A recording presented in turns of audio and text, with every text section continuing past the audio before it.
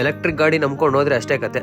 Day 14 of go shoot series. ಇವತ್ತು ನಾಷ್ಟಕ್ಕೇನೆ ಅಪ್ಪ chicken ಮಾಡಿಸಿದ್ರು. ಯಾಕಂದ್ರೆ ನಾನ್ ಮಾಡಿದ್ದಿನ ನಾನು ಮತ್ತೆ ಅಮ್ಮನೇ ತಿಕ್ಕೊಂಡ್ಬಿಟ್ವಿ, ಅಪ್ಪಂಗ್ ಸಿಗ್ಲೇ ಇಲ್ಲ. ಸೊ ಅದಕ್ಕೆ ಇವತ್ತು ಬೆಳಗ್ಗೆನೆ ಹೋಗಿ ಚಿಕನ್ ತಗೊಂಡು ನಾನು ಸಪ್ರೇಟ್ ಆಗಿ ಕಟ್ ಮಾಡಿಸ್ಕೊಂಡಿದ್ದೆ ಬ್ರೆಸ್ಟ್ ಪೀಸ್ ನ. ಸೊ ಅದನ್ನ ತಂದು ಮ್ಯಾರಿನೇಟ್ ಮಾಡಿ ಫ್ರಿಜ್ ಇಟ್ಟು, ಇವತ್ತಿಂದ 1 ವೀಕ್ ಹಾಲಿಡೇ ಐತೆ ಬಿಕಾಸ್ ಆಫ್ ಕ್ರಿಸ್ಮಸ್. ಅದಕ್ಕೆ ಮಾರ್ನಿಂಗ್ ಕಡೆ ಮುಗಿಸ್ಕೊಂಡೆ. ಆಮೇಲಿಂದ ಅಲ್ಲಿ ಬರ್ಬೇಕಾದ್ರೆ ಅಂಬೂರ್ ಬಿರಿಯಾನಿ ಬಾಬಾ ಅಂತ ಇತ್ತು. ನಾನು ಕಂಟ್ರೋಲ್ ಮಾಡ್ಕೊಂಡು ಫ್ರೂಟ್ ಮತ್ತೆ ಎಗ್ಸ್ ಖಾಲಿ ಆಗಿತ್ತು ತಗೊಂಡ್ ಬರ್ತಾ ಇದೀನಿ. ಅಮ್ಮ ಗಮ್ ಅನಿಸ್ತಾ ಇದ್ರು ಮನೇಲಿ.